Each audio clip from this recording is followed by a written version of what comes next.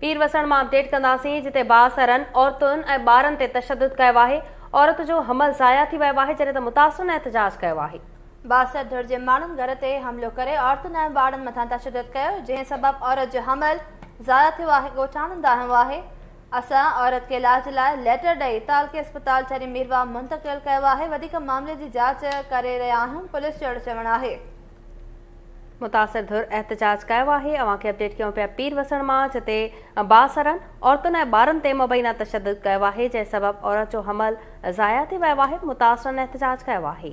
बिल्कुलु नाज़रीन, पीरवसण मां ॿुधायूं पिया बासरनि पारां औरतुनि ऐं ॿारनि मथां तशद्दुद कयो वियो आहे।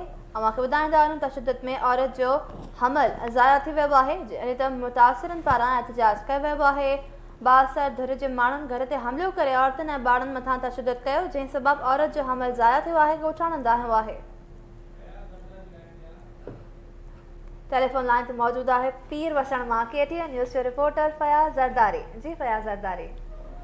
जी बिल्कुल, पीरवसण भरिसां ॻोठ ॼारड़े में औरत जो 6 महीननि जो हमल ज़ाया थियण सबबि ॿारड़ो फोत थी वियो आहे।